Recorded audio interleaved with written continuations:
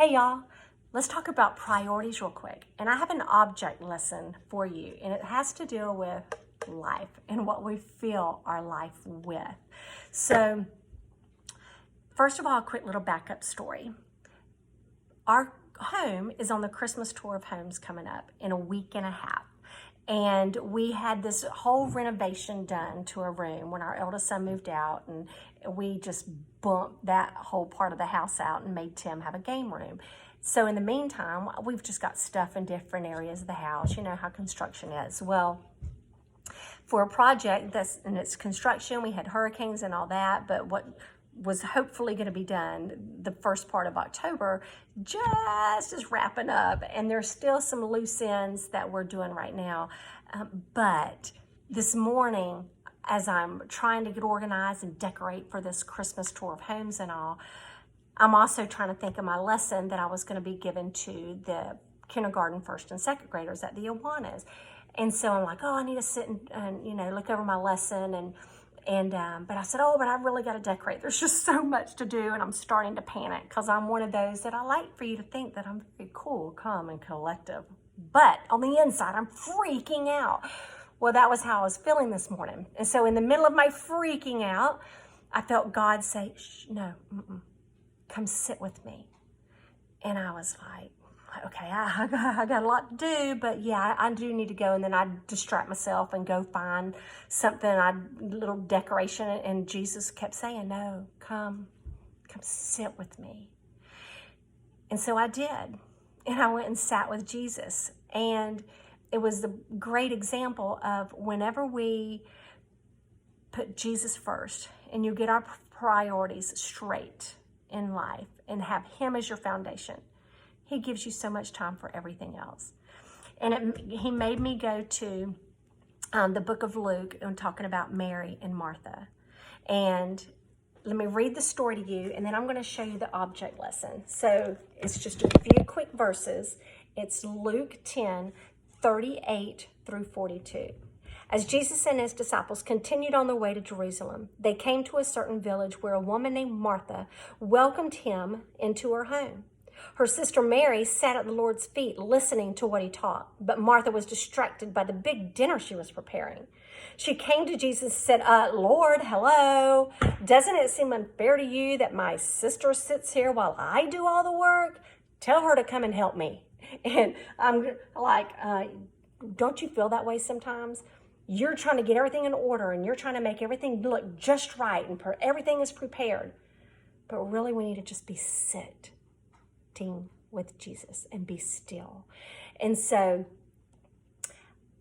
those are two different ways you can serve the Lord. You can serve Him by preparing certain things, or you can serve Him by sitting. And there's no right or wrong answer. It's just make sure that you've got that foundation right. Here's the last couple of verses. But the Lord said to her, my dear Martha, dear child Martha, you are worried and upset over all the details, just like I was today. I got to get it done, the details. There's only one thing worth being concerned about. Mary has discovered it, and it will not be taken away from her.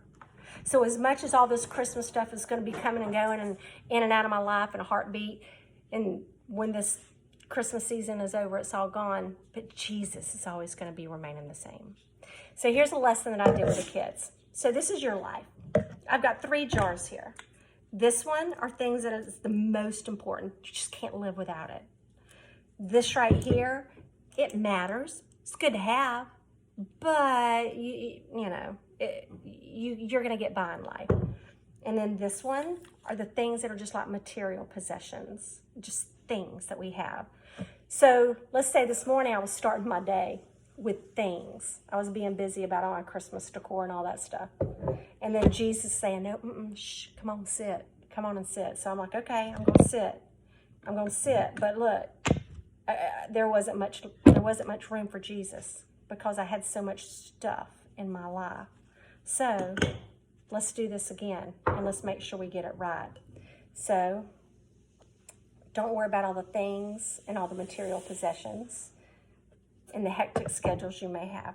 Always make sure you start off, whether it's like I'm going to take some of the things that the little kids were saying tonight. It's prayer, starting your day in prayer, making sure you have your relationship right with Jesus Christ. They were talking about making sure not only are you praying, but you're also listening. These are all words that these little kids were coming up. Making sure that you give your life to Jesus. Give him your heart, and listening to Christian music, filling your mind with good things, reading your Bible. You get it. These are the main important things in life. When I started my day off with possessions and busyness, I could only get a little bit of God in. But right here, I got God. And here's the thing about God. Whenever we go and we do the other things, like, okay, I'm going to spend some time with my family, and I'm going to have me some lunch, and I'm going to, just things that are necessities, but it's not a life or death situation. Shake it up. God's going to let us have more time for these things. And then those other little things in life, the busyness, the things getting my Christmas decorations and all of this, God still provides you with plenty of time to get stuff done when you put him first. Look at this. Just about everything I wanted to do, it's going to get done. But I have to make sure that my foundation is set with Jesus Christ.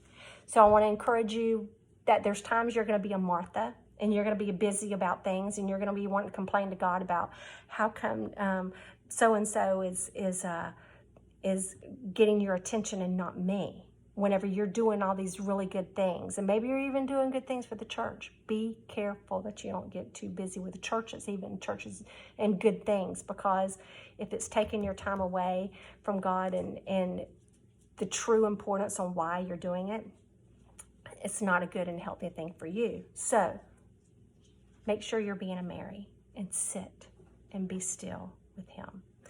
So that's it. I hope you have a good day. I hope you learned some prioritizing your life and making sure you start your day every day with Jesus. Take care.